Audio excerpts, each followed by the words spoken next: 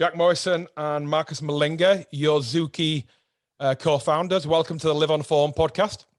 Thank you for having us on. Yeah, thank you very much for having us on. Guys, so this is the first time I've ever done a podcast with two, so we'll have to work out how we're gonna speak. So I'll try and keep these questions kind of succinct and directed to you individually. So firstly, again, we spoke earlier about why I think this podcast is really important, and speaking to Jack about a lot of the ones you hear are especially from business, are from guys who've kind of made it and sold the business, and looking back, and it's often done with rose tinted specs, and it's made to look a little bit flowery or a little bit heroic, and the reality is often totally different. So I think this one, speaking to you guys, you're pretty fresh into the business. You're probably going through all the crap that you go through when you're starting a business, or you're in that kind of area where you're starting to realize you've got something, and how do you manage that, and how do you grow it, but how do you, not go backwards and not kind of, fuck it up really, if you like, because, you go through all these emotions. So, it'd be really useful for people to, for the listeners to kind of be speaking to guys like you who are right in that journey now. So I guess a little bit, if we can start with a little bit, why you're Zuki really, and how you guys came to found it together, and then we'll go a little bit back into your history and, what you've done previously and a little bit of background. I always like kind of unconventional stories, and I'm guessing your two is probably quite similar. So it'd be great to hear it in your own words. Do you want to start, Marcus, or should I start? Go on, you start, mate. So the whole idea behind Yozuki. So Yozuki is just a made-up word. At a glance, it's just completely meaningless, but let me try and put it into context. And we didn't think about how difficult this was going to be when we started the business. That the name is quite an important thing, but you can make your own minds up about whether you think the name is good. It's either brilliant or just terrible. But we've got to where we are with it. So Yozuki, the idea was, or the beginning was Marcus Malinga years ago. How many years ago? 6 or 7 years ago. 17. When he was 17, he injured his ACL. He used to be a rugby player, and he injured his ACL pretty badly. And after the operation, was advised by the surgeon in his recovery, take really high strength omega-3 fish oil capsules, so the massive things. And you were taking, what was it, 6, 7 a day? Yeah, it was about 2 grams of EPA DHA per day. Okay. Yeah. So a few of the massive fish oil capsules. Yeah. These fish oil capsules have been around for a long time. Very difficult to take. And although they helped, or you thought they helped and they worked, they gave you fishy burps. The experience of taking them was bad. So that was kind of the seed of the idea. And from there, the whole idea that this is a supplement that millions of people are taking every single day, and it's working, but the whole experience is terrible. And then there's some questions around bioavailability and whatnot, but that was the start of it. And Marcus thought, you had the brainwave, didn't you? Oh, you can have vitamin waters. The vitamin waters were quite a big thing at the time. And I think it was 50 Cent had a brand, didn't he? Vitamin water. He did, yeah. Yeah. And a lot of those, was it 50 Cent? It was, yeah. Well, I think he put his share. 9% he got out of the business, I think. Yeah. He put his name to it originally, didn't he? And then it kind of ran with him as a kind of big name ambassador. Yeah, so these were a big thing at the time, and that sort of idea was, right, well, if you can have vitamin waters, and a lot of those were sort of your standard water soluble B vitamins just emulsified in water, so quite simple. Marcus thought, oh, wouldn't it be great if you could have your fish oil that was just in a drink, so you get your essential fatty acids from a nice drink rather than having to swallow these massive capsules. And so that was the initial idea. It was a drink. And at this time, I was at university in Manchester. So I was studying economics, and Marcus and I had been good friends for many years. We used to play cricket together when we were younger. And around the time I finished university, I had no idea what I wanted to do with my life. I'd done economics, so my natural pathway was going to be towards some sort of finance job. If I didn't identify anything specific, I was probably going to sort of stumble into investment banking or accounting and probably be miserable. So I decided that I was going to take a year out and basically figure out another option. And I had a job that was lined up to start after that gap year finished, a finance job. And so I had a year basically to figure out what I wanted to do. And Marcus at the time was just trying to start this drink idea up. And how many did you reach out? How many manufacturers did you reach out to? Well, it first started with me literally buying fish oil and in my bedroom at home putting lemon zest in, getting different types of flavors and literally just trying to make fish oil taste nice. And then we worked with 2 or 3 different formulators in the UK. All failed miserably. They just taste like fishy water. And then reached out to a few throughout Europe. Again, no one could manufacture a product which tasted remotely nice. And then Jack and I when did we go to Geneva? Went to Geneva in. 2000, we must have looked like Muppets. 2016. I bet you jumped in the lake, didn't you? Yeah. It's amazing that place though. The airport of Geneva, it's just like this massive business hub in it, and everyone's walking around in suits and with briefcases, and then there was us 2 idiots wandering out. A couple of likely lads from Lancashire rocking up. Yeah, I think that's but that's really interesting. I mean, it's really hard to feel like you belong, especially back then, right? Well, back then is not long for you guys, but to feel like you belong in a business world when you're a young guy and you've had, and you've not done that kind of corporate training and background, which probably makes you feel like you fit in, but ultimately you've got less to offer than you 2 guys. So yeah, it is interesting how you get that imposter syndrome, especially when you're younger. I think it's helped us to an extent, because I think that everything we've done in the business, so even this, when we were going to Geneva and meeting with these suppliers, we were so like wonderfully naive, and like that naivety with if you have a little bit of naivety, which we did because we'd never done anything before, we were just like, right, okay, well, we want to make this drink. Let's go and find someone who can make it. And where would we go? Okay, Geneva, there's an expo. Let's go. Let's just go and chat to people and just see. And that little bit of naivety is good, because you don't realize, like, but a lot of people would look at it and say, well, it's going to be expensive to go to Geneva. We don't know who's really going to be there. We don't know we've never done anything like this before. We don't know what we're talking about. But really, when you get there and you can just chat to people, and at the end of the day, they're still people on these stands. They might have been in the industry for 20 years, but they're still people, and you can chat to them, and the idea was good. Like, it wasn't a completely new idea, although it's a difficult thing to put fish oil into a drink. It's not a completely new idea. People had tried before, and there were people that were trying to do it. So we found there was quite a few people that said they could do it. A lot of them, 99% of them, produce fishy water. There was one manufacturer that managed to do it, and they had special techniques for how they could dissolve insoluble fat-soluble compounds in solutions. And we went with that, and that's how we started out. And we had this drink. We called it Omega Water, and it was never going to be viable. I don't know if did you ever try and do a drink with PhD? Yeah, we did plenty of drinks. I always found them really challenging. I mean, a number of things. Minimum runs were always a nightmare, because you had to commit to a lot of the big drinks makers.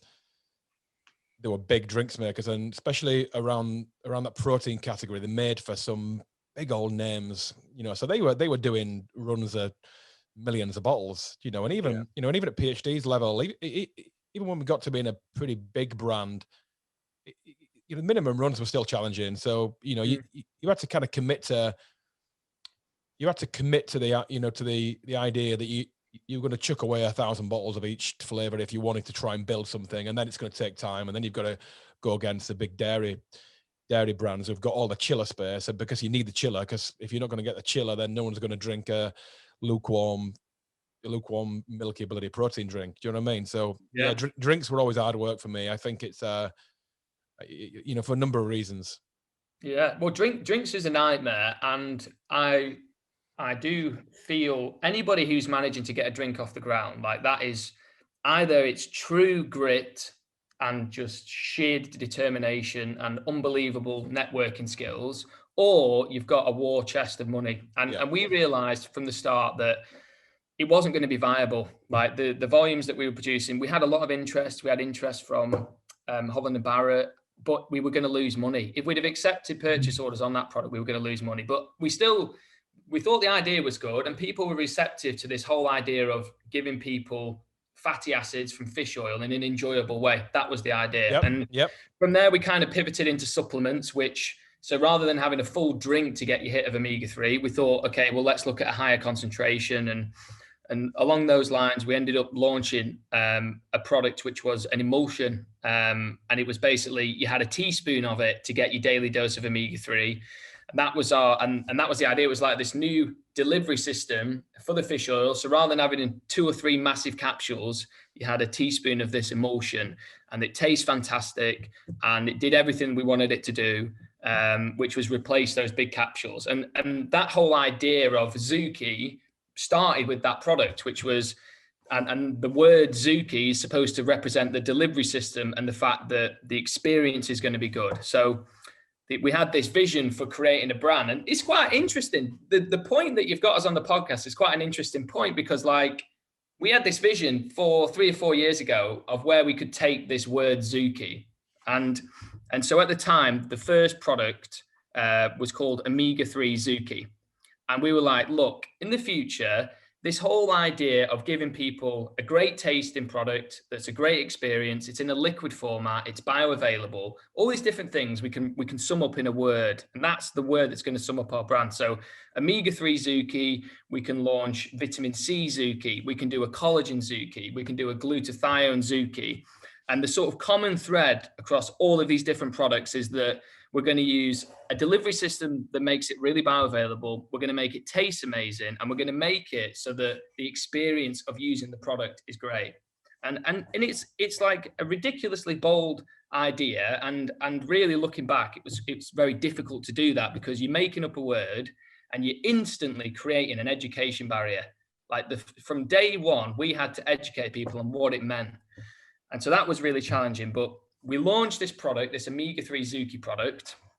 And there's another story about the name. We initially, do you want me to go into that? Absolutely. Yeah, that's interesting. Go on. That's a good one. So I don't know, we might have to beep some of this out, not from swearing, just I don't know what we signed to say that we wouldn't discuss it, but I'll discuss it and then we can beep it out afterwards if we need to. So I'll send the lawsuits your way. Yeah, that's all right. Yeah, well, this story involves a potential lawsuit. So we basically wanted to call it Omega-3 Swoosh, and we wanted to call the brand Your Swoosh, and that was the idea. We were going to have all these different swoosh products. And 24 hours before we did the first production run. So these are liquid products. And like you said, liquid products, like drinks, they have big minimum runs, and they're a bit of a nightmare, and the shelf life is a nightmare. And we'd done the labels, and in 24 hours time, those labels were going to be slapped onto the first production run of bottles. So you can imagine this, we were scared. We've never done a production before. We get a legal letter in the post, and we get an email from a big famous sports brand who owns the trademark to the word swoosh. Yeah. And I won't name them. No.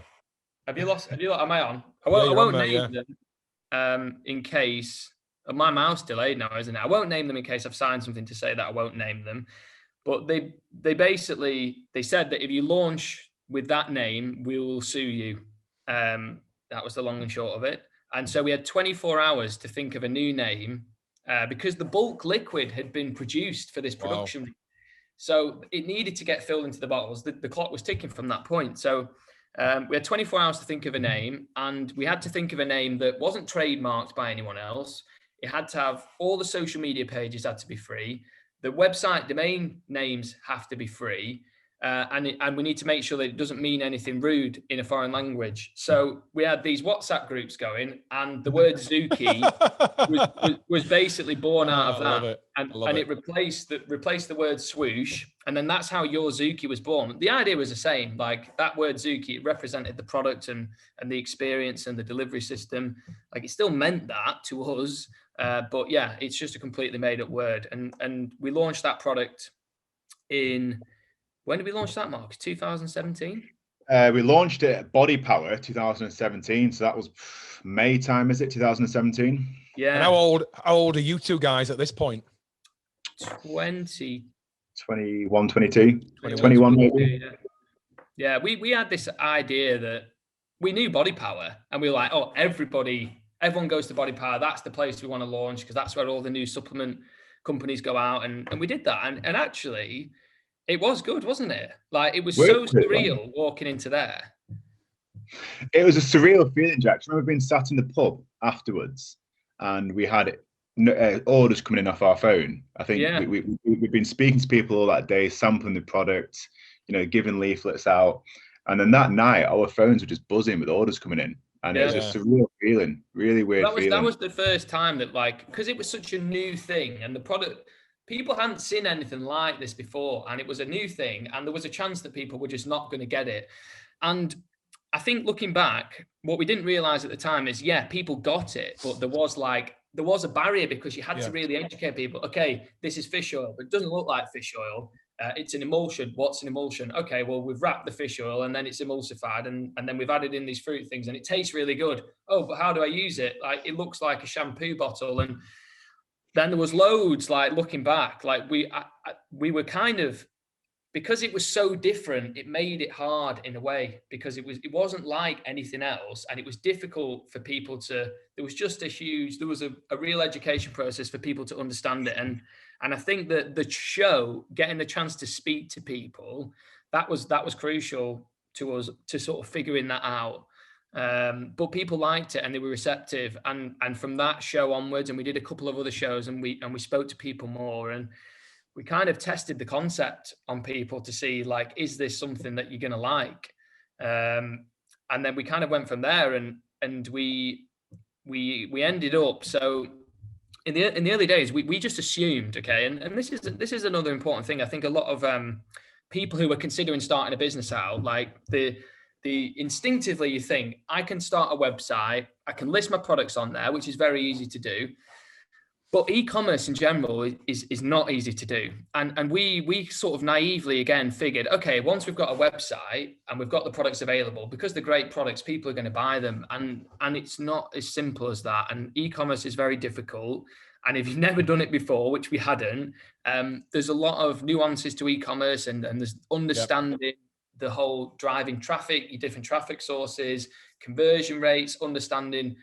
A big thing is understanding what happens once they have purchased, and all these different elements to e-commerce that you have to get right if you want to really make it scalable. Because if you don't get all of that right, and you don't have people who are experienced in e-commerce involved, it's not a very easy way to get a business off the ground. And we struggled with that, didn't we? We sort of blindly assumed that it wasn't going to be too difficult, because it's so easy to purchase things online. Surely people are they'll buy it once, and then they'll come back and they'll buy it again, and we'll grow that way. But it didn't really happen like that. And we panicked a bit, I think, in those initial months. And we didn't really know, we didn't have a business model. And again, like when I think about that, like we had no idea, did we? We had no idea. Like, we had this great idea, and I think the idea was good. And it's obviously good because of how far we've taken it now. Like, the idea was good, but we didn't have a clue how we were going to do it, really. And we'd ordered these production runs with shelf lives. Like, you look at the shelf life of this product, like, it had a 12-month shelf life. and by the time it landed with us, we'd shipped it from America in a container, and it had 9 months left by the time it landed. And it's like, how we are still in business is a miracle.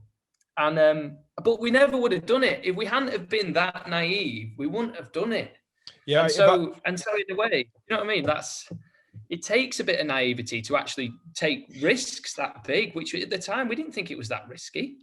It's really interesting. It's really interesting. I mean, yeah, I think that kind of naivety,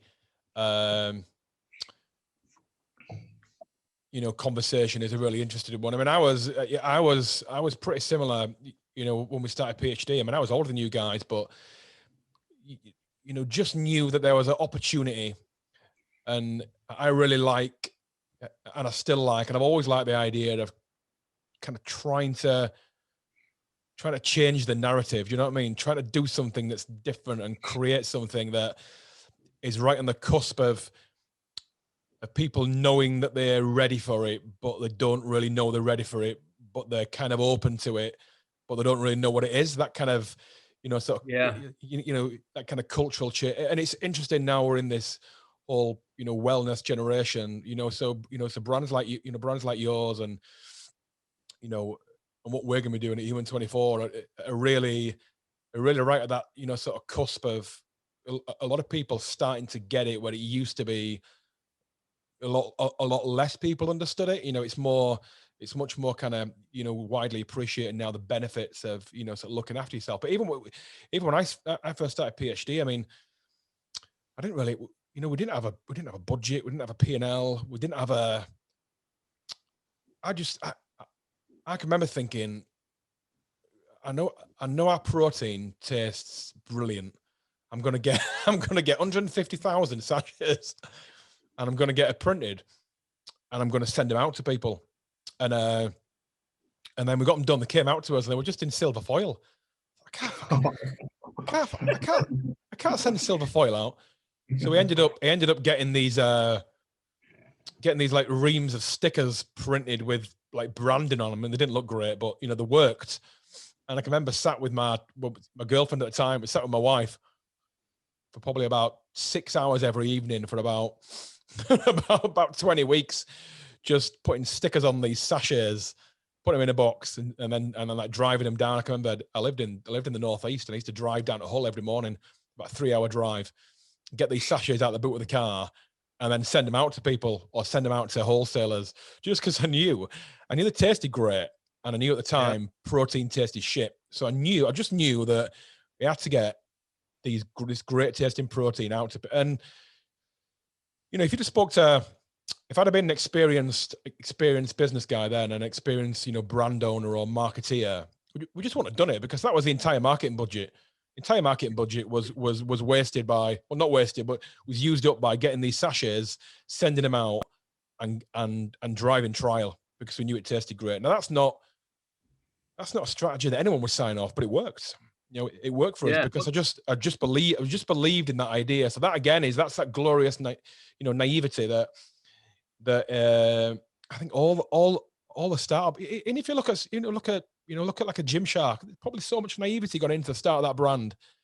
Just even believing. I mean, who do clothing? Clothing is a fucking minefield of a business. But to get into that and just doing it and start, half the time it's getting started, right? Getting started. So what, how do you guys fund it? How did you start the business? So you young guys. Yeah, so there was two things that we did. So in the early days, we didn't have any money. So we had the ideas for these different sorts of products that we wanted to do. And we became very obsessed with different types of delivery systems and different types of ingredients that would work in these formats. And we figured that one way that we could get it off the ground was, rather than doing our own brand, was to sort of put together these formulations and these product ideas and go and pitch them to big established brands.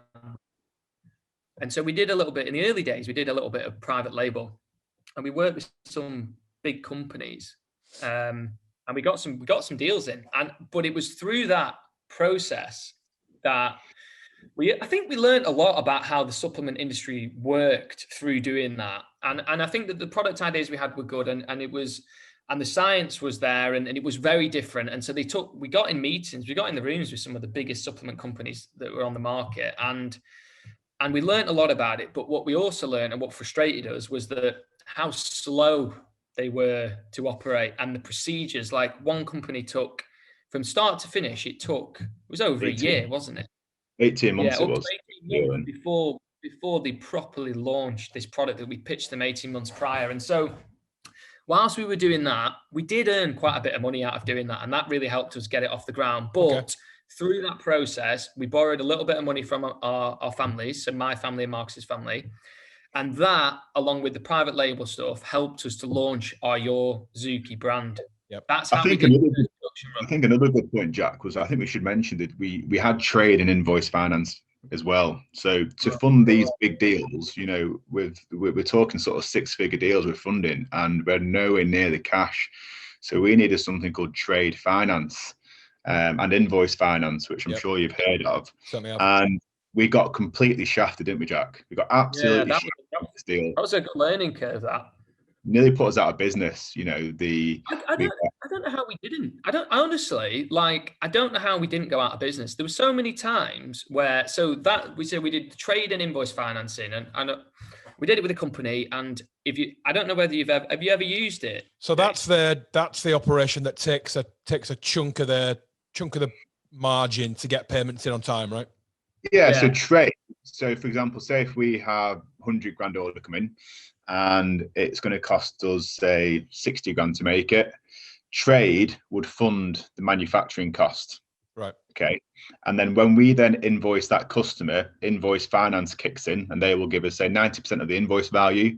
The invoice finance pays off the trade finance, and you're left with the difference. But this deal we signed, there was just loads of hidden costs, and we had to pay some huge fees, which was ridiculous looking back now.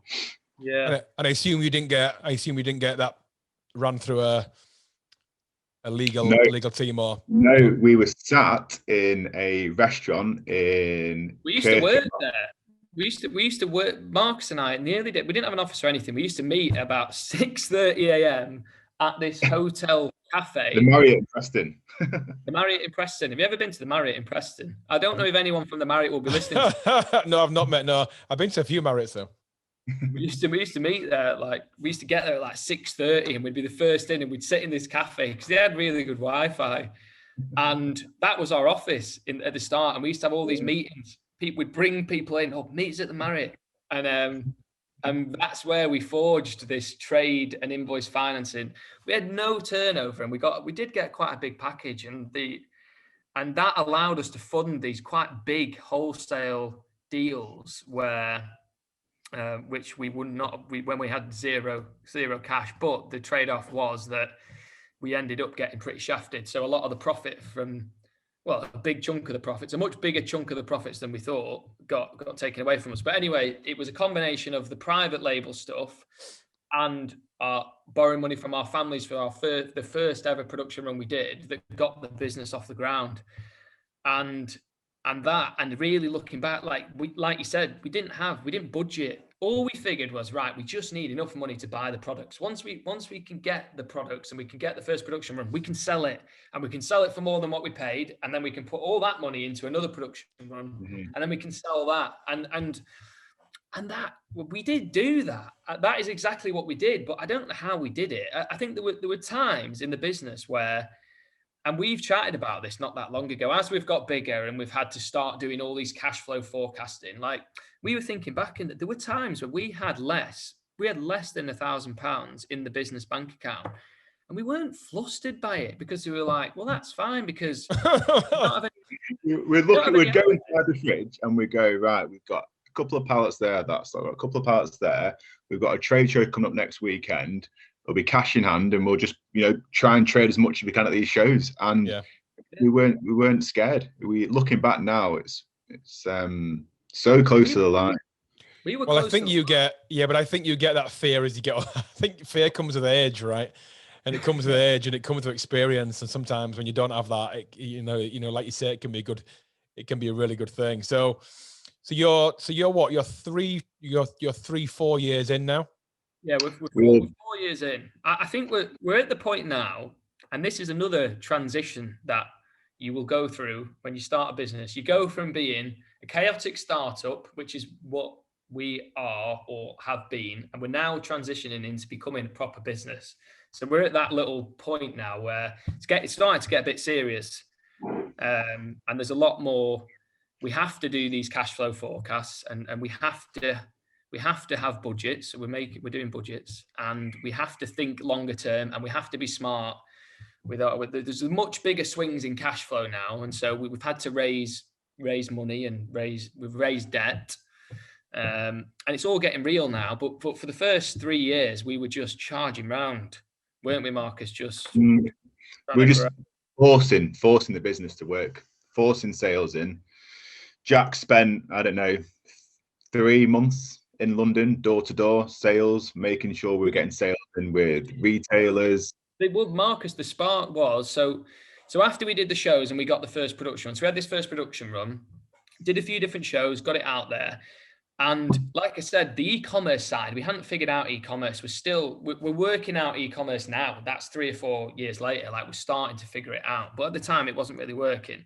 So we didn't really have a business model. We got picked up. This is luck. And any business that goes the distance gets really lucky. Absolutely. The shitload of luck involved. Yeah. You'll get a stroke of luck. And then that's my only advice is, look, stay in business long enough to get lucky. And when you get lucky, double down on it. And that's what we've been good at. So we got picked up by QVC. QVC saw us at these shows, and QVC, the television shopping channel, which is like, okay, right, yeah. It's a big world that you might not, we didn't know about. Obviously, we knew what television shopping was, but we didn't really know much about it. And they said, look, we love this. We love your brand. We love your product. We think it would be great on QVC. And so we were like, right, okay, well, that'll be interesting. Let's just see what happens. And we go through these talks over email, and Marcus and I end up going into QVC the first time. And I remember being sat in the lobby of QVC, and they've basically got a really fancy, massive building in Chiswick in London. And they've got, when you sat in the reception area, there's TVs all along the walls, like 20 different TV screens. And we were sat there, weren't we, Marcus? We had our bottle of fish oil. And we were sat there and we were looking up at these TV screens, waiting to go in. And on every single channel, they had QVC UK, QVC Germany, QVC Japan, QVC China. Every single one was selling bras and jewelry or something like that. And it was all women, and we were like, "Oh, this. Are we in the right place here?" We just felt completely out of place. And we ended up going in, and they loved it, and they loved the idea. And it was all about, I think for them, it wasn't so much about the fancy delivery system. It was about just making fish oil taste good, which we had that. That's what we had achieved with that. And basically, did you have to go on there and do the presenting and selling? Yeah, I'm going on there on Thursday. I'm still doing it 3 or 4 years later. Yeah. So you're like a chat show host. Is that going to be your future get out plan? No.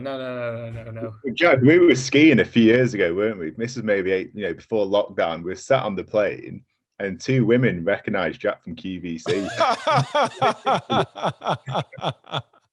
But they have, so the world of QVC, and I love QVC, and it is brilliant. And anybody who sort of scoffs at QVC, this because they don't understand it's a massive community of people, really engaged customers, but it's a specific demographic. It's sort of 45 to 65-year-old women. That's the QVC customer. And so every now and then, although I've been on and I've been viewed hundreds of thousands of times, it is a specific demographic of person that may or may not recognize me. And it's the QVC customer. And every now and then I get recognized by it. When we do the shows, I sometimes get recognized. And that's really funny. But so going back to QVC, so we got this initial deal. And the way it works is they basically book you on for a 7-minute airing. And the way their sort of business model works, it's like a wholesale account. So they say, right, we're going to book you on. They booked us in for January 28th, 2018. And we'd gone there, this is in December time, said, right, you're going on, you've got a 7-minute slot. We're doing a health hour. So there's going to be loads of different supplements on. And we're going to they bought 300 units, didn't they? And then it was like 300 units on advanced order. I don't know whether we were about to talk about specifics, but like to us, that was massive order, 600 units. And the way it works is, the advanced order, so the additional 300, is only triggered if you sell the food through the first 300. We had no idea what to expect. I remember being sat in a cafe before, and we were saying, look, the worst that's going to come out of this is that we're going to get a good video. We're going to get a great video.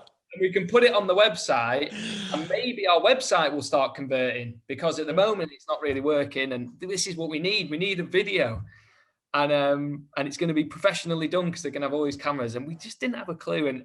And anyway, we went on and we were very lucky. We had a brilliant presenter, a guy called Simon Biaggi, who's still a presenter, and he's a great guy. And he loved the product, and we'd sent him the product before, and he absolutely loved it. Simon's wife has a health shop, and she still stocks our products now, and he just couldn't believe that how good we've managed to make the fish oil taste. And so when we got on air, like Simon just really got so behind the product, and the phone lines just went berserk, and we sold, and you were sat, Marcus, in the have a little waiting room, don't they? So picture this, Jay. So Jack's in the studios, I'm in the back green room, and in this green room they've got a big TV, and it's black and white TV, and it's all the sales and the calls coming in, so you can see the amount of calls on the line. And the few airings before Jack were pretty dead. You're getting sort of 10 calls a minute. It's a graph, isn't it? It's like a live graph over the top of the telly. So imagine just a graph now, and it's got a red line, and that's the number of calls that are in. And then Jack goes on 3 minutes into it, not much is happening. And then like 3.5 minutes into it, bang, the graph goes off the screen, and then we've got hundreds of people calling in, asking to place orders. And he sells out. That's amazing, right? Well, that was the spark, right? So that was the moment that we realized this is legit. Like the idea is right. Like we've got a proper good idea, and we've got a great product, and people get the brand. And the guy, I remember there was a guy that was sat in the room at the time, and he said he's been working with QVC for 10 years. He's never seen a spike like that. Wow. So that gave us the confidence from then on, and we sold through all of the orders. It sold out of all the advanced orders. They got us on again, and we went on loads, and we really started to grow. That was our platform then. We'd found a route to market, and we'd found a way that we can actually reach customers.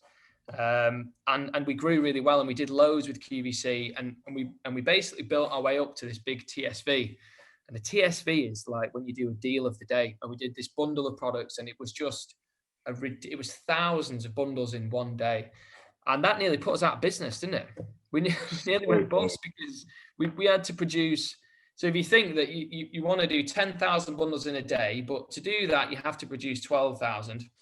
And we were a small business, like relatively speaking, like this was our sales channel, and QVC is sale or return. So anything you don't sell, you have to buy back. And we had an amazing day, and QVC were absolutely thrilled with the result. But because of our business at the time was pretty one-dimensional, like that, having to produce 12,000 when you only sell 10,000, it cut the line. And we'd done a really good deal, and it was close at that time. And after that, we realized QVC is great, and it's a wonderful way to grow the brand, but it's not a sustainable business model. Like we need some bread and butter business. We need some proper retail accounts and someone that can order consistently from us, and that will allow us to properly grow in a sustainable fashion. And that's when we turned to retail. And then we'd launched the vitamin C product. So our main product that we do is a liposomal vitamin C product called Vitamin C Zuki.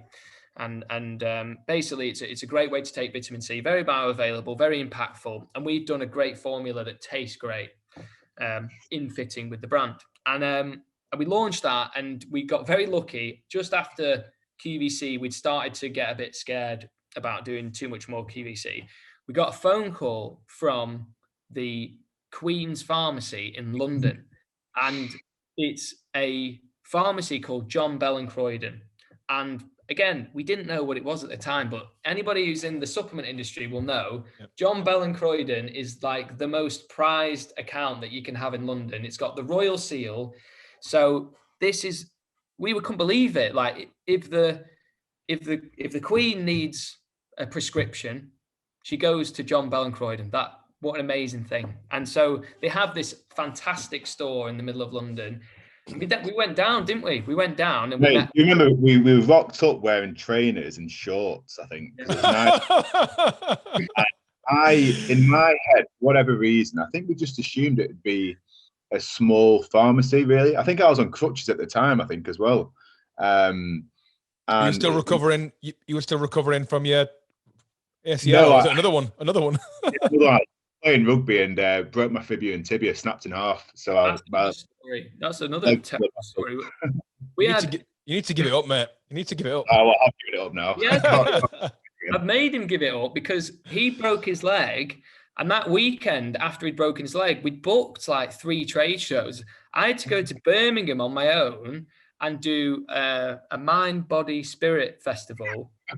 And I was on my own on the stand for the whole weekend. And it was just, and Marcus was in a hospital bed. But so we went down to John Bell Croydon, didn't we? And we met them, Marcella, who was amazing with us. And she kind of, you saw us for what we were, which is just 2 young entrepreneurs who were really passionate about their brand and their business. And they loved the products again, didn't they? And they loved the brand. And even though I think when we first walked in, they were a bit surprised that we turned up to the Queen's Pharmacy in shorts and trainers. But we had just been walking. The thing is, we were having a day out in London. So and it was on the up and top bus doing a bit of well, that sightseeing. was us on the open top bus. We had our bottles of fish oil in our bag. our new vitamin C product, which we thought was the best bit. I still believe it. Ready for the Queen. Ready for the Queen. Ready for the Queen. I was like, the Queen's going to love it. And so they got us in and they listed us. They said, right, okay, well, we're going to list you. And this was our first ever retail listing. They basically loved the vitamin C product, and their nutritionist in the store had been looking for a liposomal vitamin C for a long time. And they really liked the look of ours. And we'd only launched it a few months before. So again, it was a big stroke of luck. But the thing that we did right, and I mentioned this earlier, is that when we got that, we said, okay, this is our opportunity to get into retail. And so I moved down to London and I basically said, look, this is the plan. We can keep doing the QVC stuff on the side, but if we're not careful, we're going to go out of business. We're going to make sure that we become the best selling product or brand in John Bell and Croydon. And if we do that, if we become the best seller in John Bell Croydon, then other stores in London are going to want to list us because they'll see that we're doing really well in there, and then they'll list us. And that's exactly what happened. So I spent day after day after day after day on the shop floor of John Bell Croydon, chatting to customers, speaking to customers, telling them about our brand, sampling the products with them, and sales started to grow from there. And we sold a lot of our vitamin C. That was really, really popular. And off the back of that, we got into Planet Organic, and then we did the same thing in there. And then off the back of that, we got into Revital, and then we got into As Nature Intended, and then we got into Whole Foods. So over the course of a year, we kind of just we gradually made our way through the London retail market, and which is the right, like, we stumbled into that and we got lucky, but that was the right move, because the London health shop, there's a great sort of network of London health shops and independent shops as well. And that's where you can get a new product off the ground is in those independents, but you have to go out and speak to them and educate them and do all that. Did you move down there then? Yeah, so I moved down to Clapham. You were sleeping on the sofa for probably, you had a friend in London. You were sleeping on his sofa for probably 3 months. We used to share a sofa when we go down. Yeah, we used to share. So when we used to do the shows and when we used to go and stay. So my university friends, they had a place in Clapham. They used to sleep on the sofa. We probably pushed our luck a little bit, but they loved having us down. There was one time, so we used to do shows at Olympia, and Olympia is in a really fancy part of London. Yep. Marcus, do you mind me telling this? No, you can say it. It's a funny story. It's funny. Oh, it's probably illegal, but Marcus used to when we were in Tower of London. Oh, was it the Tower of London? It was in a fancy part of London, and obviously we had to drive down with all the trade show stuff and set up the stands, and we didn't have a lot of money for hotels. Like, we put all of our money into booking the show, and Marcus, rather than booking a hotel, he used to drive, and he drove. There was one morning I was like, Marcus, where are you? And he was like, oh, I'm at the Hilton. And I was like, you're at the Hilton? I was like, well, how have you managed that? He was like, just come quick. I get to the Hilton. I'm like, I'm outside the Hilton. Where are you? And he says, come walk through the lobby, keep your head down and walk through to the car park. Just get in the Marcus had slept in his car in the car park of the Hilton to avoid paying for the hotel. I can remember you have some crazy trade show stories, but we used to when we used to go to FIBO, PhD. I mean, we used to drive down the autobahn, and once we paid these couple of guys to drive our trades down there, and we got a call about, I think it was the day before, must have been the day before, and these guys were transporting it there and building it, and they were like, you stand half on the autobahn. What do you mean? And it had a roof rack which hadn't been secure, and the stuff had fallen off the roof. The back doors had flipped open, and we had product all over the autobahn. Oh God. And they had to build a stand. They had to get there and build a stand the next day. Some of the trade shows. I mean, and then even the ash. Remember the ash cloud? Yeah. I can't remember when that was. Yeah, but there's an ash cloud that stopped air travel. So we had to get, me and my business partner had to get a ferry over to Holland. Yeah, Holland. Yeah, Hull to Rotterdam, and then we drove on the autobahn to get to Germany, FIBO. Oh, that was. They're the best parts. They're the parts you remember. You have some amazing stories. Yeah, I mean, we spent 12 hours making up poems. we were making up poems about customers and suppliers. I can't repeat any of them. They were really fucking rude. But yeah, we just spent 12 hours making up poems, and then watching this kind of rock singer on the ferry who was doing like the rock star move, the old kind of kick and the mate, it was just brilliant. Had some brilliant times on there. We went to Belfast, didn't we? We got the ferry. The cheapest way to do it was to drive up to Scotland from where we are. So we're in the northwest around Manchester. We drove 3 hours up to Scotland, and then we got the ferry over from there. And then we stayed in was it Belfast? Belfast, wasn't it? Yeah, that was a good night. Yeah, well, that was a really good show, and that was, and we went to a proper Irish bar and stuff. But like those days, that was so much fun. And that's one of the things that I really miss, is getting to do the shows. And there were so many shows that we wanted to do. Like, these were little shows. These were like BBC good food shows and stuff like that. And we did all of those, but we couldn't afford. We always wanted to do like the FIBOs of the world and to go out on those trips. And we probably would have done them by now were it not for all the restrictions. That's like a whole world, this whole side of the industry that's just been put on pause, isn't it? All the shows. Yeah, it's going to be really interesting to see what comes back, really. I guess, yeah. So you're 3-4 years on now, and you're about to launch in the US. Well, we launched so we made our way through London, then we made the jump up to national retail. So we got into Holland & Barrett and Boots, and then we launched in America about 6 months ago. And things are moving really fast there. So we've got a great sales team. We got very lucky. We had the people at GNC. So GNC is like the Holland & Barrett of America, and they love our products and our brand. And I think the difference is because it took a long time in the UK to get any sort of traction.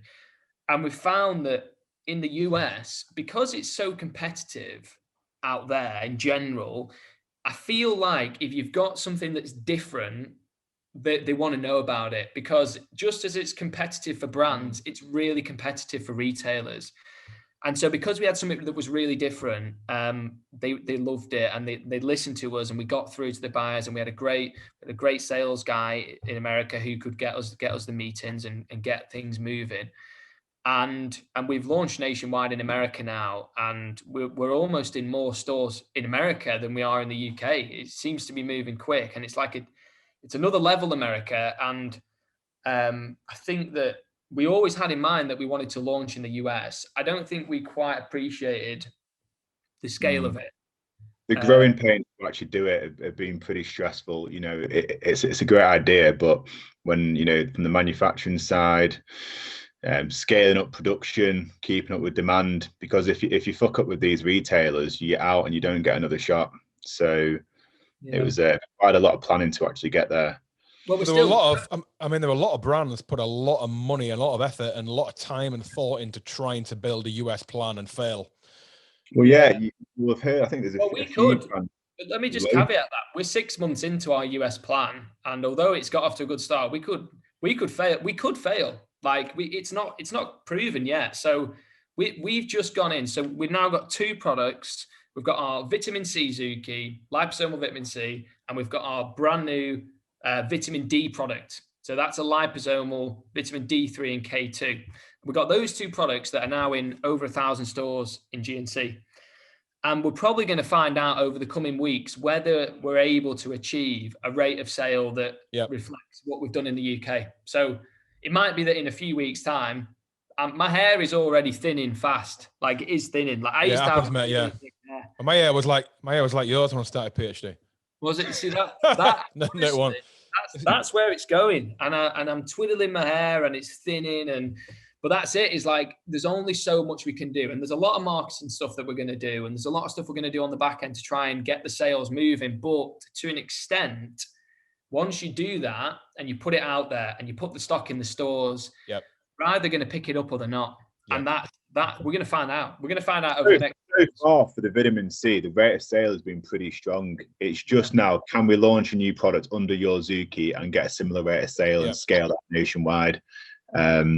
But yeah, I think, a lot of companies locally to us in the Northwest have failed in the USA. And I think they go into these larger retailers like GNC in the USA with a pill, powder or capsule brand.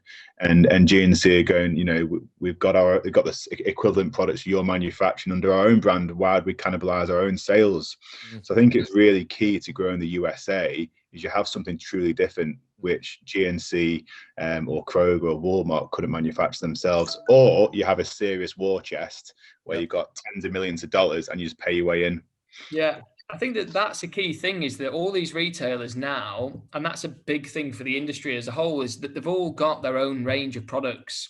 So for people, and Holland & Barrett is another really good example, is that you look at their range, 90%, like 80-90% of the products, like their top sellers are own branded products. So you've got to look at it from that perspective and say, right, where do I sit with them? Are they with me or are they against me? Are they using me? Because sometimes retailers, this is another thing to be conscious of.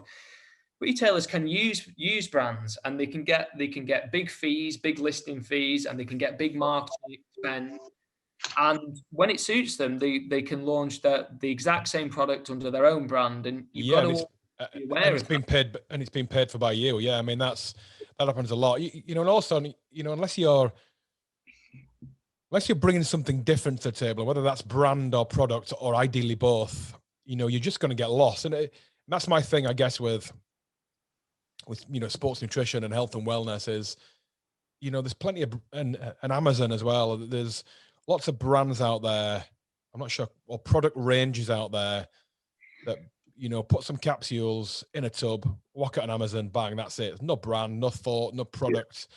But even, I guess even they are still existing and they're still probably turning over and they're still ticking over. So that's just the strength of the category we're in now, in the space and the demand, I think, for that type of product. But to really exist in a retailer, especially national retailer, you've got to have a really strong brand, some kind of differentiation, whether that's brand or, sort of brand feel, or whether that's your marketing, or whether that's someone involved with your brand, or whether it's your product itself. It needs to be really, really sort of differentiated.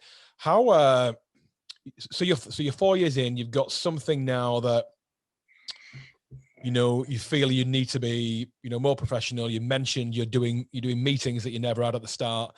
You're scaling up. I assume you're scaling up your team. How does that feel, mentally now? And how's your attitude change? At the start, it's tough, right? You're getting going, but there's a real kind of chance there. Let's give this a shot. Nothing to lose. Yeah, that's it. This is our opportunity. Nothing to lose. But now you've got nothing to lose. But now you've got something to lose, something to protect. And I found that was my most challenging time at PhD. I remember we grew. I think we were a 5 million brand by 3 or 4 years, and that was the time I thought, shit, right, we've got something here. And I had to fight really hard to stop kind of the safetyism within me from coming out and being a bit safer, and stop doing the things that you were doing that got you where you were. And I think that's a challenge for a lot of brands when they reach this kind of stage 2, really. They've gone through all the shit, they've done all the graft, they've realized they've got something people like, right? Now you've got to realize how to figure out part two. Yeah, that's exactly where we are, is similar place to you, and where you were 3.5, 4 years in, and yeah, figuring out, realizing that actually we have got something to lose now, and if we mess up now, then we will look back on this and we will say, damn, we could have consolidated, we could have taken less risks. I think that with us, and I think a big part to what we do is, I don't think I could do it on my own. I don't think Marcus could do it on his own. Having someone that's there. How many hours have we spent on the phone, Marcus? So when the lows, so this is another thing. Like anyone who is even remotely considering going into business and setting up a business, that's another big thing I would recommend, is finding a business partner that you want to go on the journey with, because it means that the highs are even higher, and it means the lows are, you can withstand the lows. Yeah, you share them a little bit. Yeah, I agree with that. If we've had a shit day, Jack, we'll get on the phone with each other in the evening and we'll come off the phone and we'll be positive. Yeah. If something bad's happened that day, we'll always finish the phone call and somehow we'll speak about something positive and get excited for work the next morning. Yeah. You two were mates before, right? Yeah. So yeah. So like one of my good mates, he was good friends with Jack. Jack was at a different school, played cricket when we were 12, and then when we were sort of 14, 15, you know, when we started hanging out, we'd go to parties together. And then, yeah, like we weren't best mates when we were younger, but we were good mates, and we would see each other every weekend.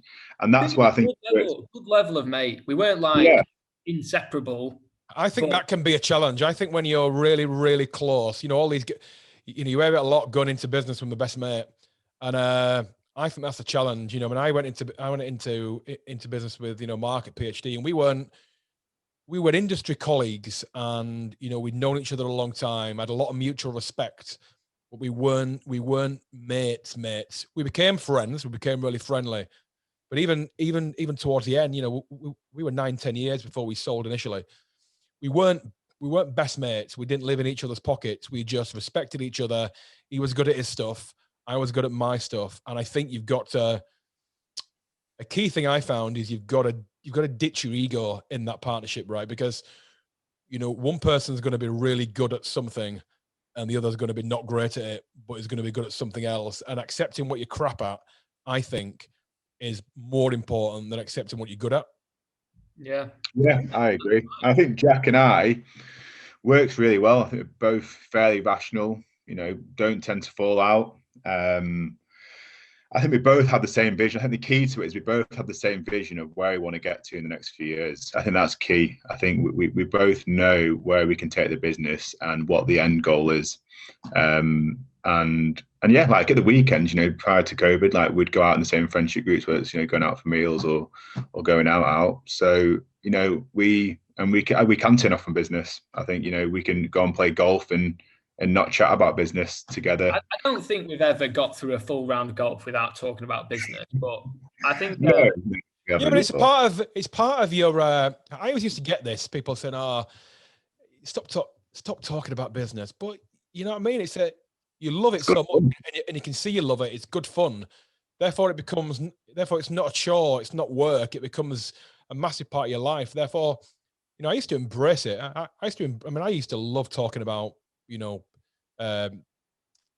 work and business and PhD. You just love talking about it because it's just such a big part of your life. You enjoy it. You're so passionate. You've created it yourself. So why would you be able to shut off easy? It's not something you can walk away from. No. I think it's like a challenge. It's like a big game. It's like one massive game, and it's a game that anybody can enter at any time if they want to take the risk. And it's a game with massive reward at the end, and it's a game with massive risks, and it's a game that most people lose. But like ultimately, it is a game. It's like a challenge, and we just absolutely live and breathe it. And we're always talking about business, whether we're talking about our own business or another business, our industry, different industries.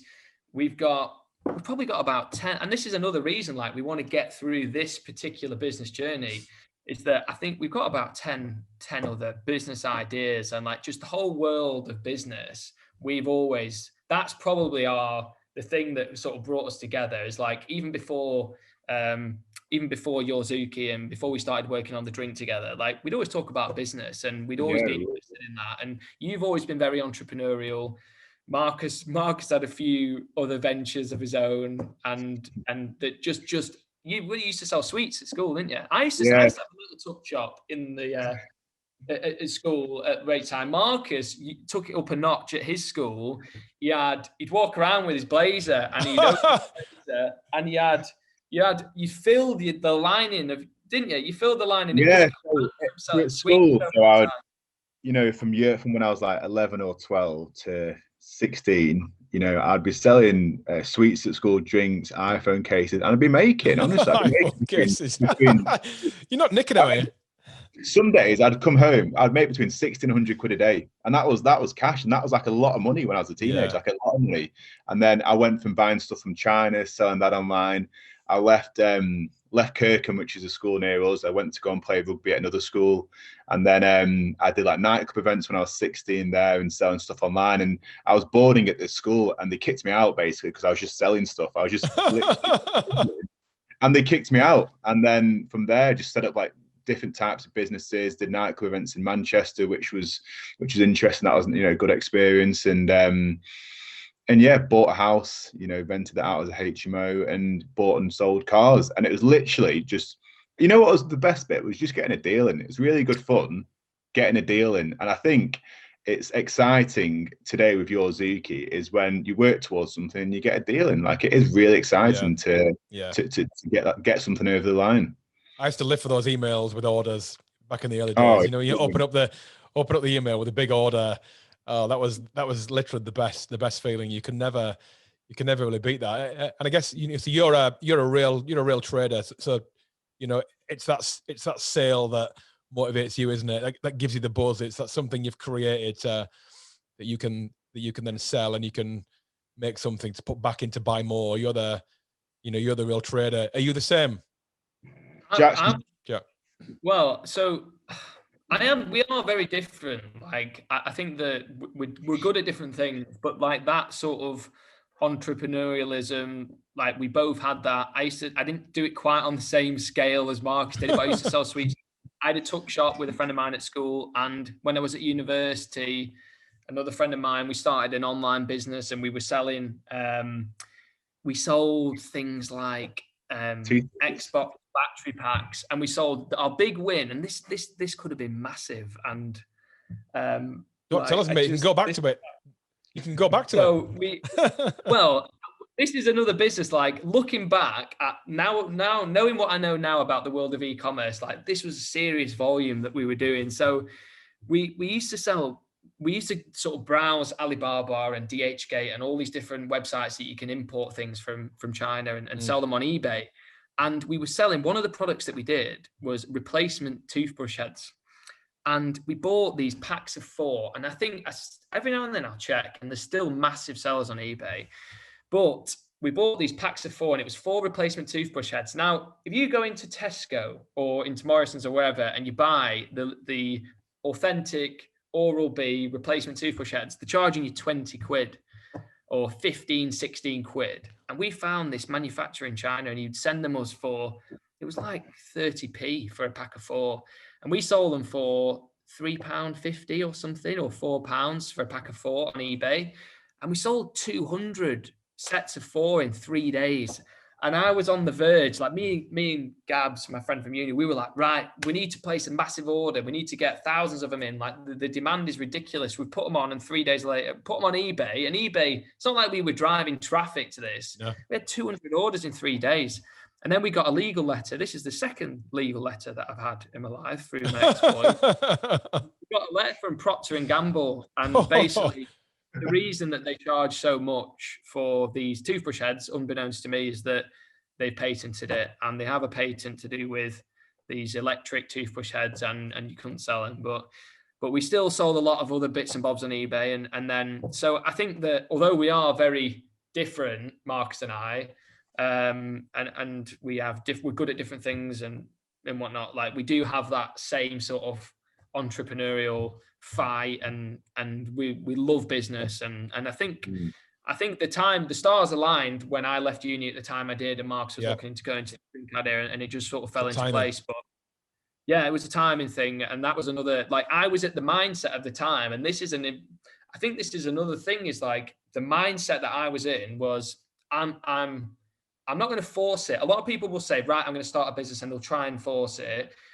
I didn't want to force it. I didn't want to force an idea that wasn't quite right. But I was in the mindset at the time where I've got a year, and not that I'm necessarily not going to take this high-flying finance graduate scheme. Not that I was going to not do that, but if the right opportunity came along, I was going to jump at it.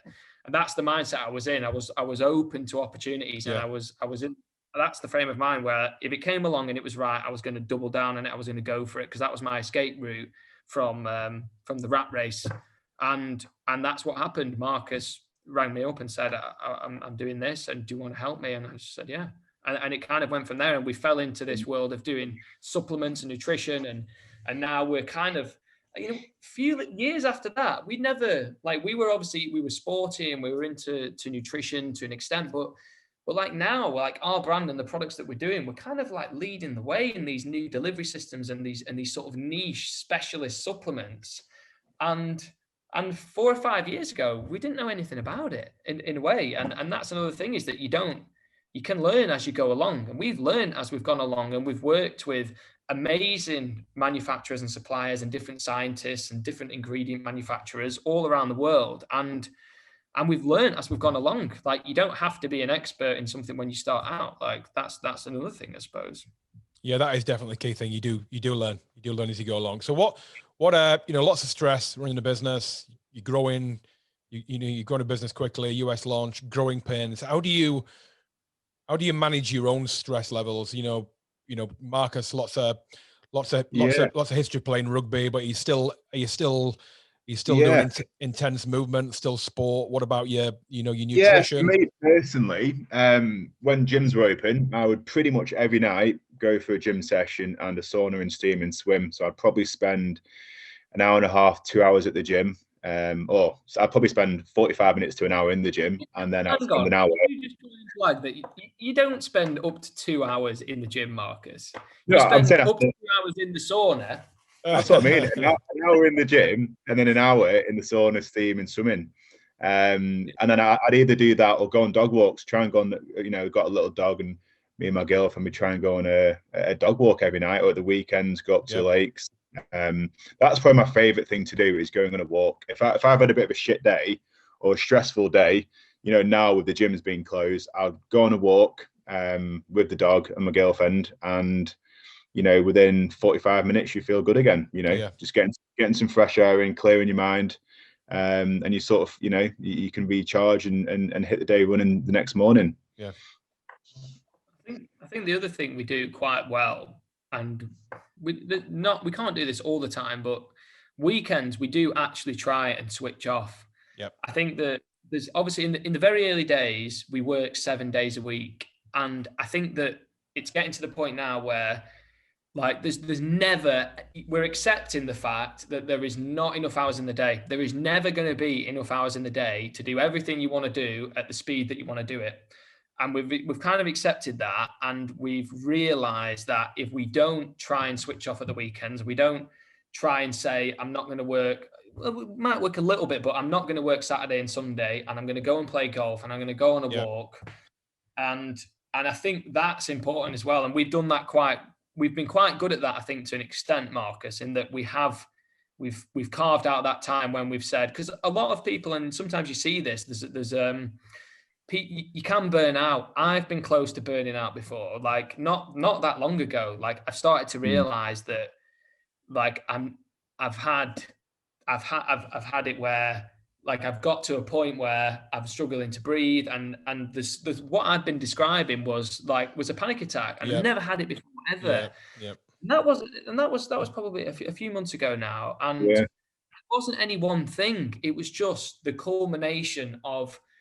And what I'm trying to do now is sort of understand a little bit more about how my mind works, and understanding that you have to get very good at compartmentalizing. And what I was doing was I would have all these problems, and rather than trying to sort of take the problem and stick it to one side, I was pushing the problems to the back of my head. And if you push too many problems to the back of your head in one go, your brain's turning, you're trying to solve it in the background, and you might not even consciously realize.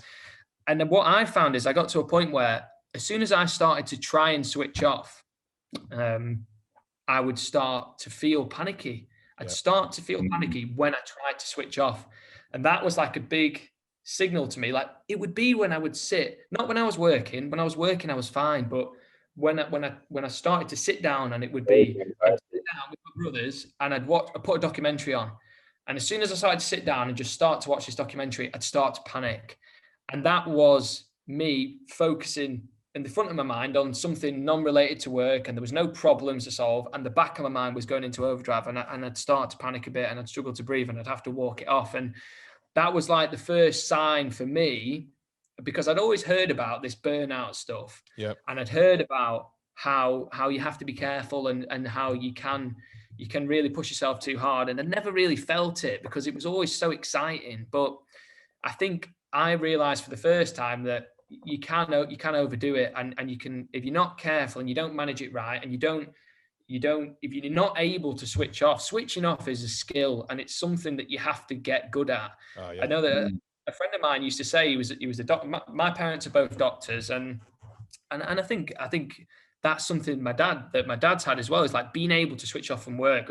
One of our friends who was a doctor as well, he used to say that when he got home from work, in his mind, when he took his tie off, he was no longer a doctor at that point. So he could come home from work, he took his tie off, hung his tie up, and that was it. He could switch off.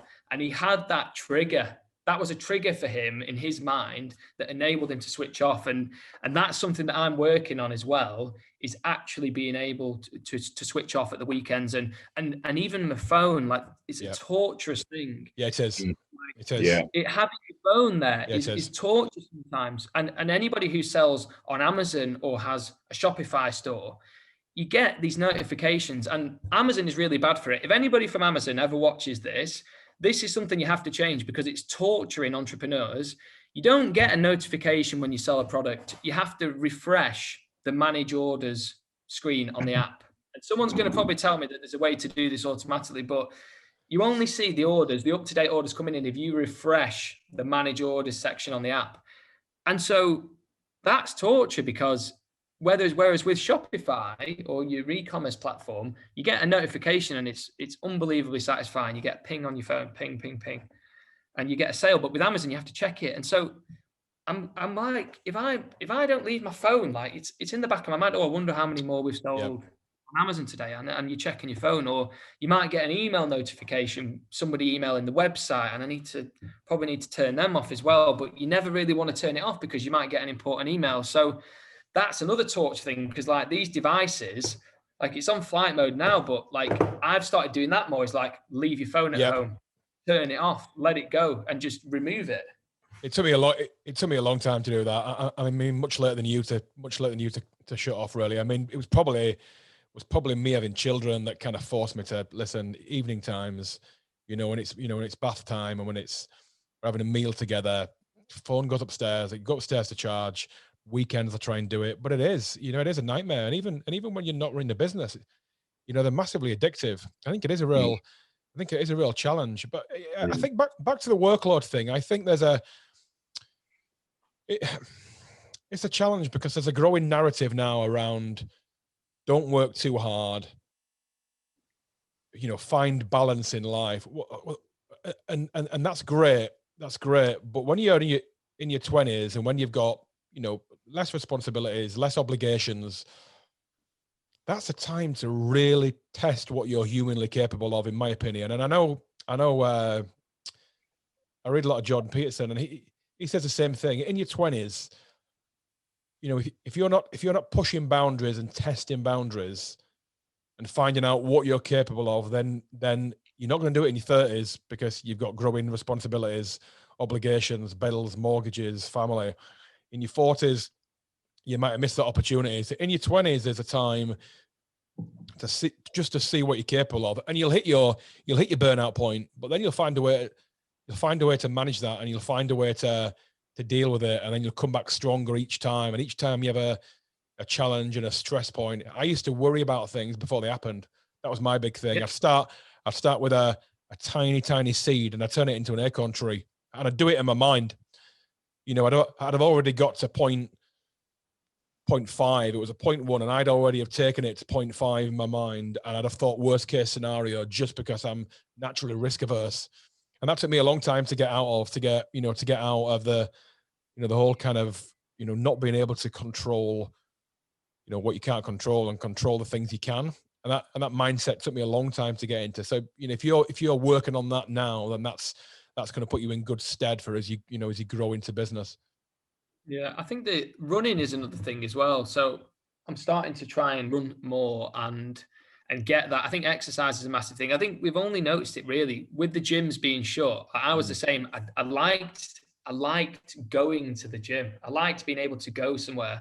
And I know a lot of people can work out at home. I struggle with it a bit because I struggle to find the motivation and the energy. Whereas when I used to go to the gym, it was a destination. Well, it's a habit then. It's I don't, it's like me now. I train, most days. I've done it for 20 odd years, but it's a habit.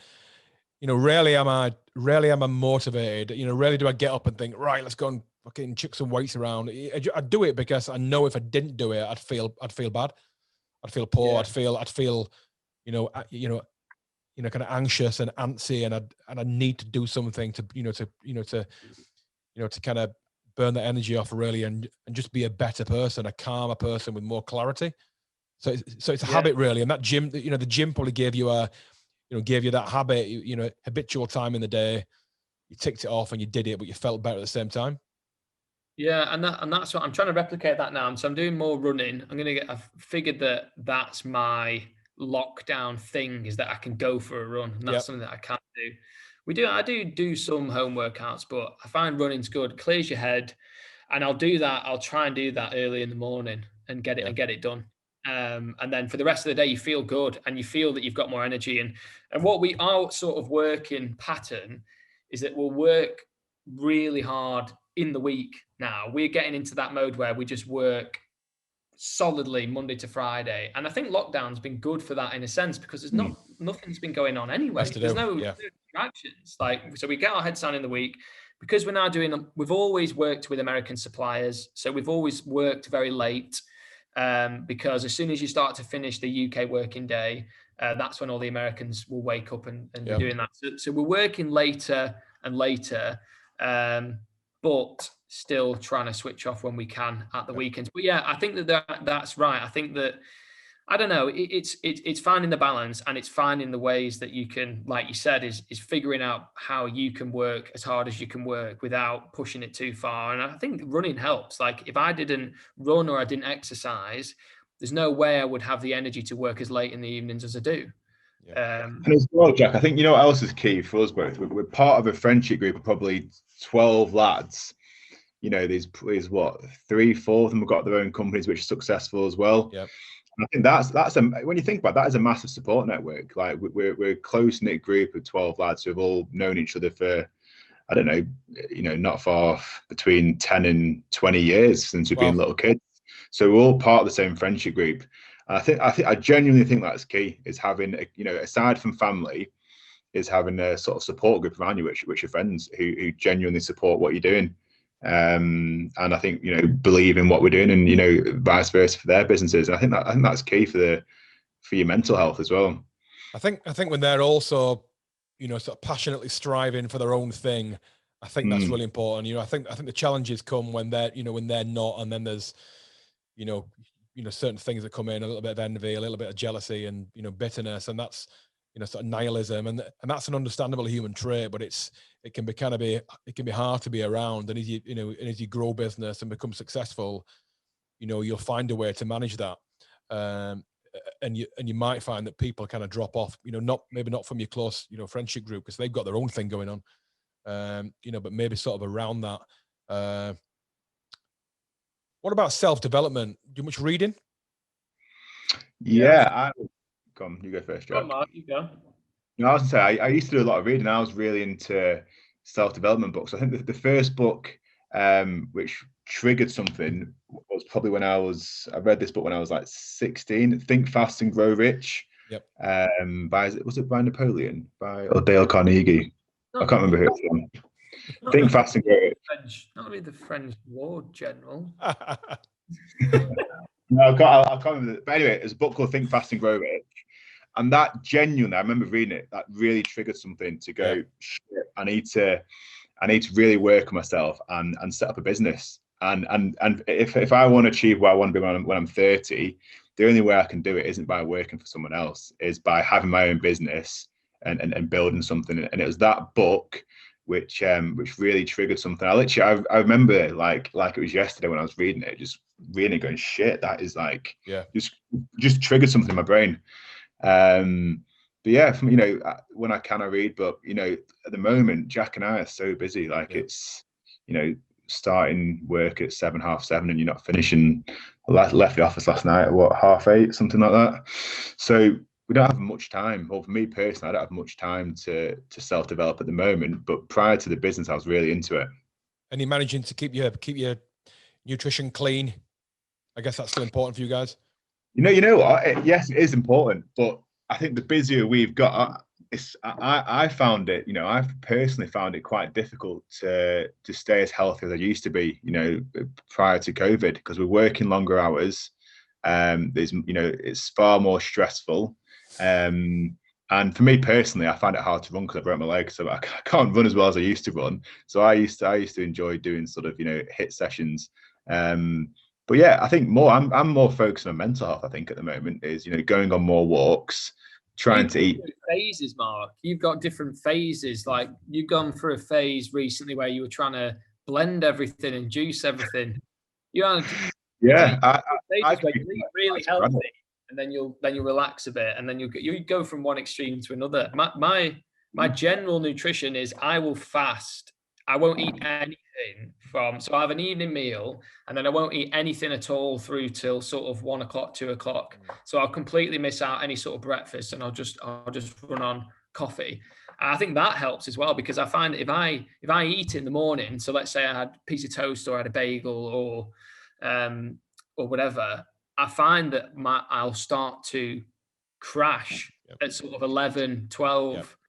So that's what works for me, is just to not eat at all, and I feel like I've got loads more energy and loads more clarity, and I'm usually much more productive early morning, getting stuff done first thing in the morning. Once I get to the afternoons, that's when I'm sort of needing to book calls. I need to be on the phone or on a call in the afternoon, because my mind starts to wander a bit, and it's probably because I've eaten.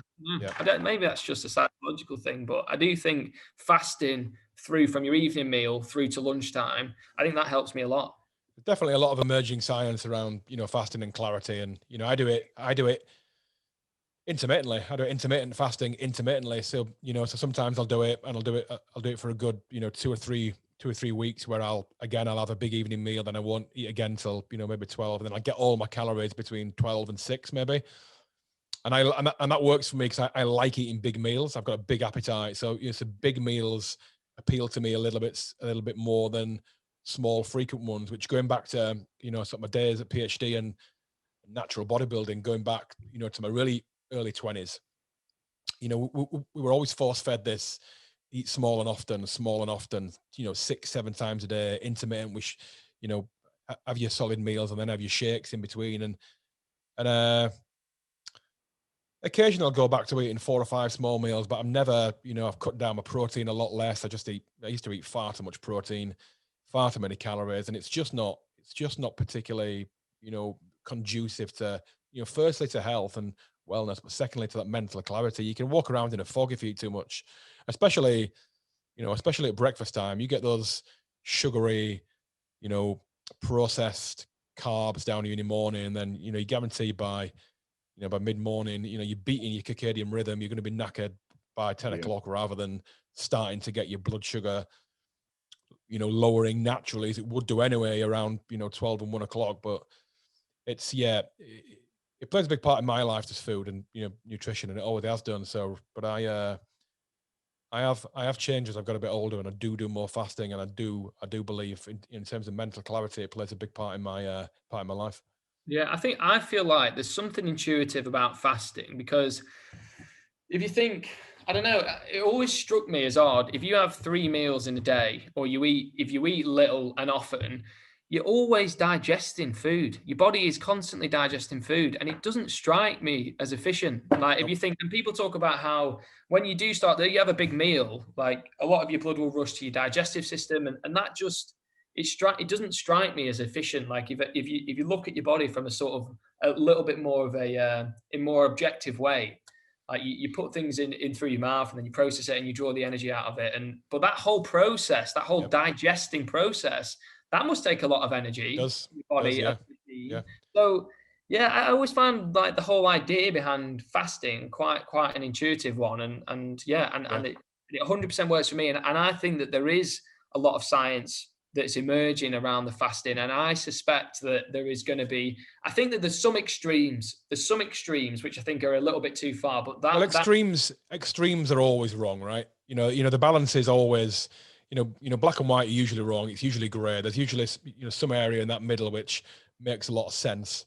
I know people have fasted for days and longer, and it's it's just taken a great idea that makes scientific sense too far. But that's what happens with extremes. People do extremes and then kind of make themselves poorly or create things that they can't really reverse out of.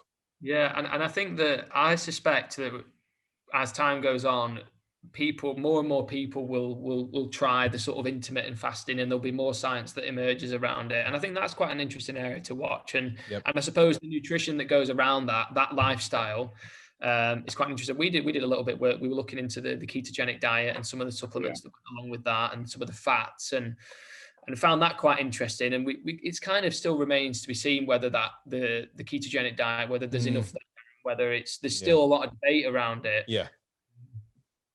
But, it's also hard to keep to.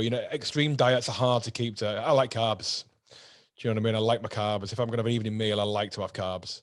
It takes a lot of willpower to, when you've been brought up, I guess on a diet that I was brought up on a traditional kind of, West Yorkshire, northern diet. There's not many keto diets there as I was growing up. It was a lot of it was a lot of carbs, a lot of carbs, a lot of tinned fruit.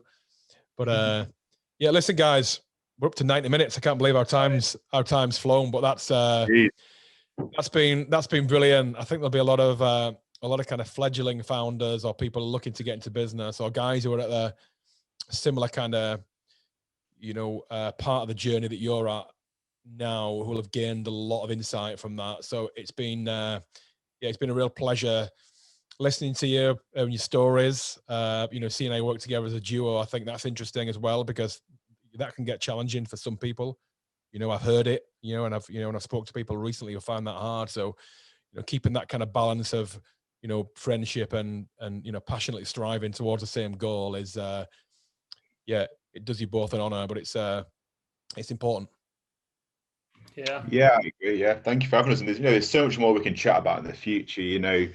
From a growing business, we're having a lot of interest from investment companies, private equity, and that's interesting for, I think, other founders to listen to, because it's completely new to us as well.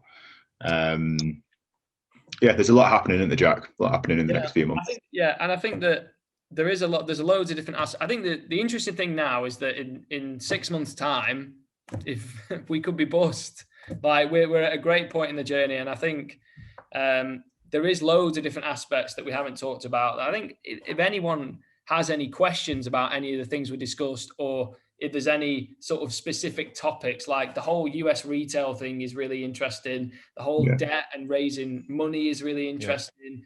Like the UK retail market, e-commerce in general, like there's a lot of stuff that we're in the middle of trying to figure out. And you could talk for hours about the whole customer lifetime value stuff, and anything like that. If we ever want to dive into more specific topics, Jason, or if there's anything that comes up, we'd be more than happy to chat about it. And I think coming from us, who we haven't figured it out, we haven't cracked any of these things yet. Like we're trying to figure it out as we go. And I think it's interesting. We've never done a podcast before, so we've really enjoyed it. Yeah, you were good. You were good, guys. Yeah, it was good. One of the enjoyable ones. Well, they're all enjoyable, but different stories. Cheers, guys. Listen, I'm going to let you shoot off and get ready for your US calls. Cheers, mate. Take care. Cheers, guys. Thank you.